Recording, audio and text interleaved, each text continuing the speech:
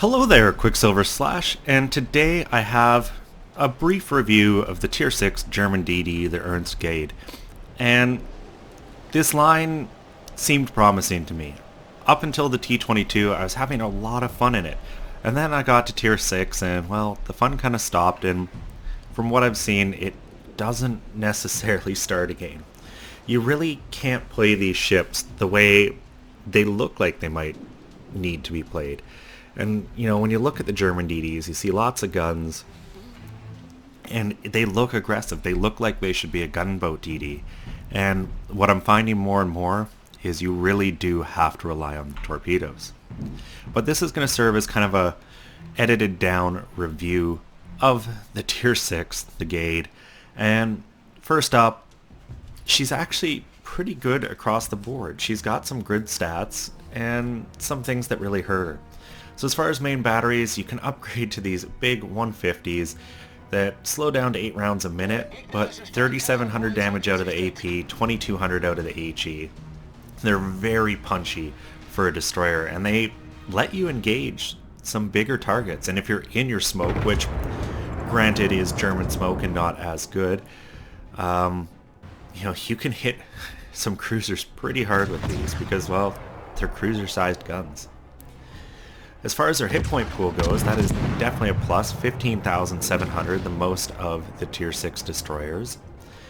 And it means maybe you can take a bit of a beating, which you're going to, because the concealment is the worst out of any of the DDs.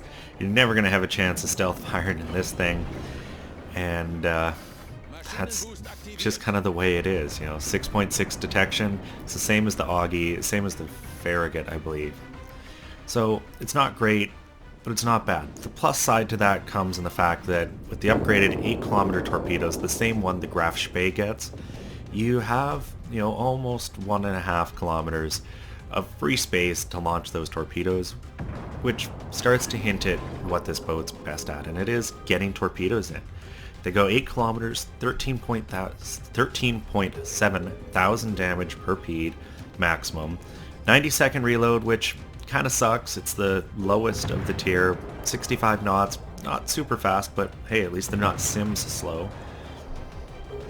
And you have 2 launchers of them, so you can definitely do some damage.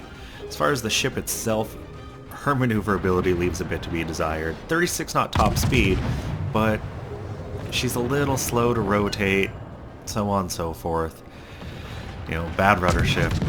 And you definitely feel it when you're driving it. And just look at those volleys hitting that T-22. It can suck a little that the reload is the speed it is, but when the shells hit, they hurt.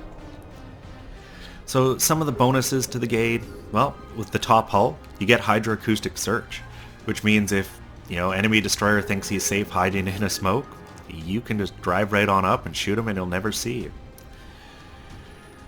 So that's definitely a big pro to this ship, and if you can use that skill right, you're going to have a great time in the Gade.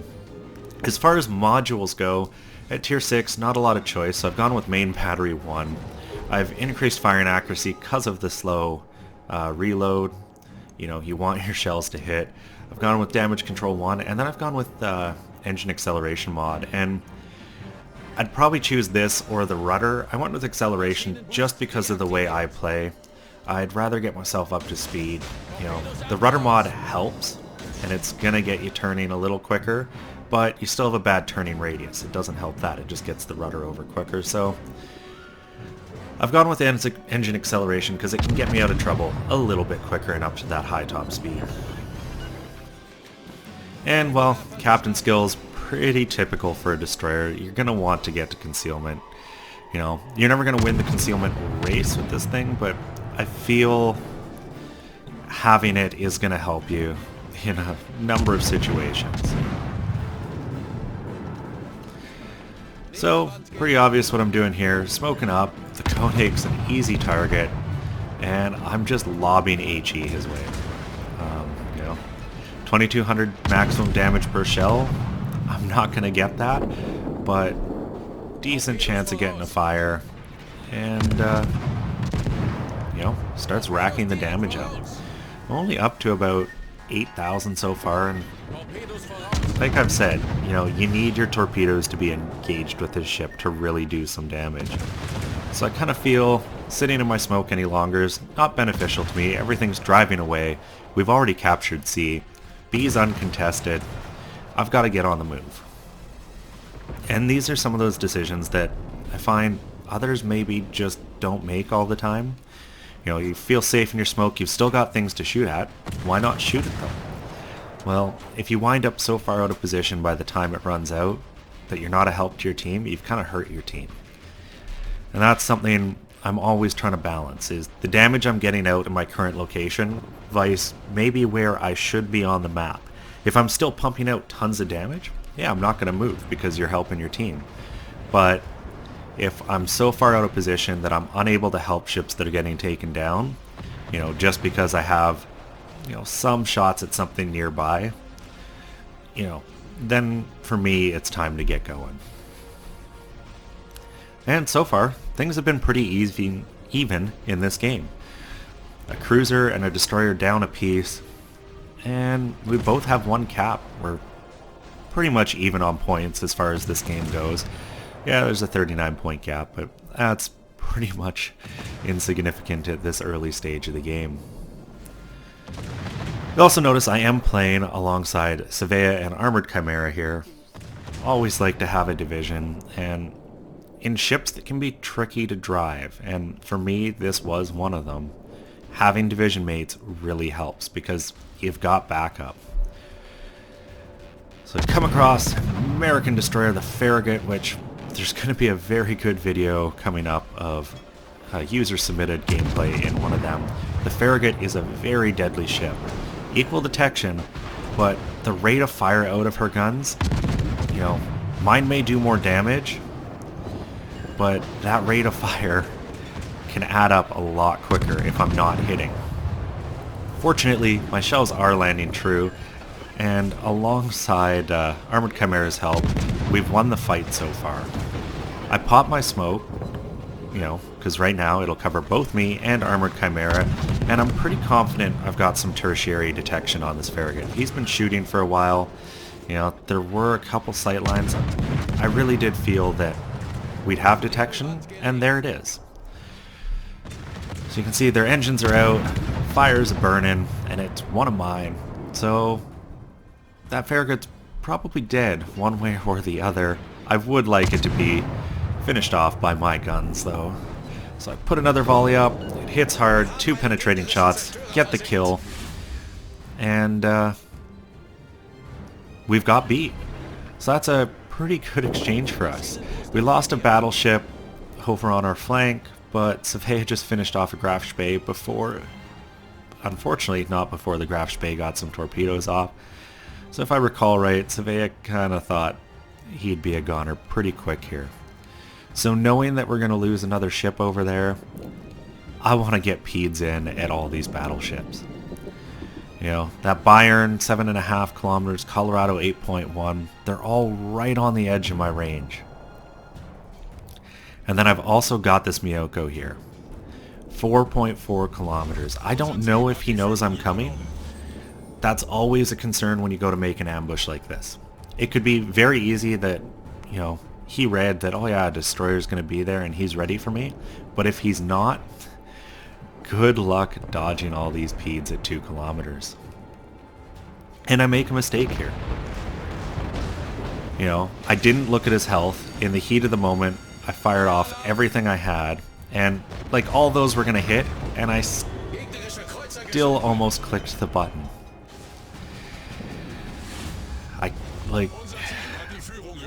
I shouldn't have even been aiming. I should have been focusing on getting out, and maybe I could have kept a little more of my health. Fortunately, I didn't go so far as to fire the second set, but I was definitely focused in on trying to do so. So now I've got Colorado 8.4 or a Bayern at 6.8. Obviously going to shoot these at the Bayern, and that is who I had targeted. The game doesn't seem to be showing that, but those were out at the Bayern because he's the only thing inside torpedo range. And I am focused on one thing, and that is keeping outside detection. You know, I just made a decent play. I took out a tier 7. That's a big move. And when you look at the teams, you know, there's 1 or 2 5s. There's a lot of 7s. There's not so many 6s. So being able to take out something above my weight is very valuable. And now I'm planning to take out this Bayern who pretty much drives exactly where he was going. Ends up eating one of them at the end.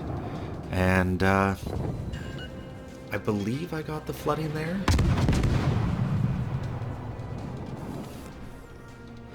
So the big thing for me now is next set is loaded. So I fire off the guns. He drove straight the first time, so I just aim straight at the marker. I'm not anticipating this guy doing anything particularly groundbreaking as far as maneuvering, and that's something you have to always be assessing. You know, watch what a person does. And looking at that Bayern, his guns were all focused aft, just like this Colorado actually, at the one battleship that's chasing them up their stern. None of them seem very interested in me. And as a result, Bayern drives straight into 2 more torpedoes, gets finished off by our Atlanta. I've got a fire that I lit on the Colorado he put out, so if I can hit this Colorado, I can get a kill on him too. And it's worth noting, yes, I'm using this as a bit of a review, but this hands down was the best game I had in my Gade. It was really the only really good game. I had some so-so games, but this is kind of the one that blew all the others out of the water and was actually my last game in her. Wasn't enough for me to want to hold on to the ship though, and ultimately that kind of tells you what I think of it. Some ships I hold on to because of historical purposes, others because I love to drive them. And if neither of those happen, well, maybe it's not too good a ship because I've kept a lot. And I kept the predecessor, the T-22 I loved. And it has those turrets that point pretty much straight to the sky because they were dual purpose guns. So they can rotate 360 despite being super close to the the bridge. So, you know, this just wasn't a great ship for me. And as a result, I haven't held on to it.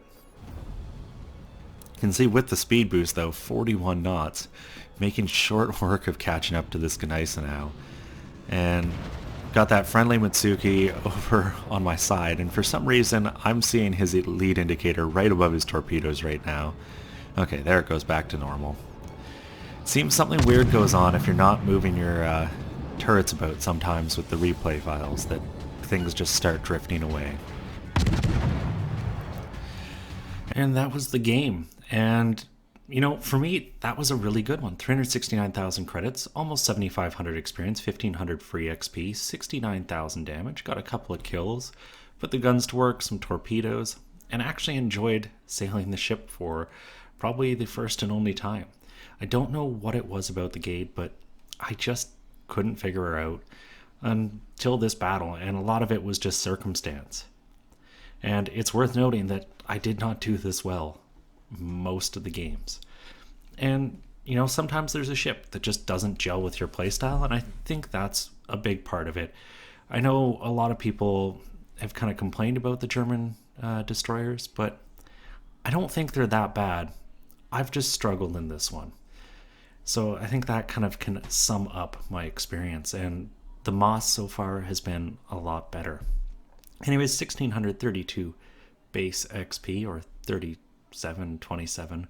It sucks trying to commentate with these tiny little screens.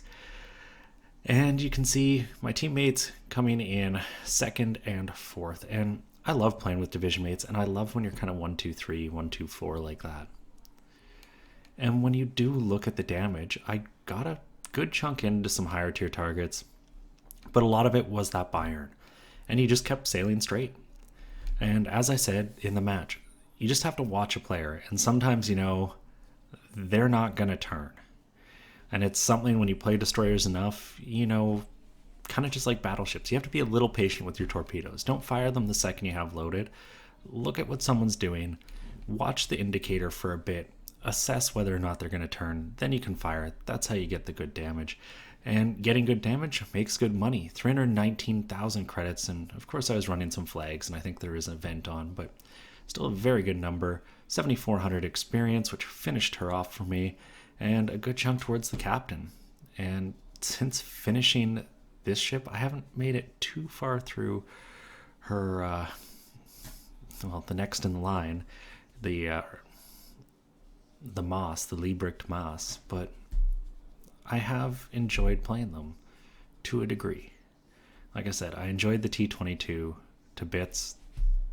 The Gade, just not so much. So I hope this guy helps you guys out, maybe gives you a bit of insight on the line, because I know not everyone goes up every line, and they like to kind of have a bit of an eye ahead, see if it's worth putting in the effort, because some people play this game very minimally, and you can't afford to waste time in a line you're not going to enjoy. Anyways, if you enjoyed this, please consider giving a thumbs up or subscribing, and as always, I'm Qckslvrslash, and I'll have another one for you guys tomorrow.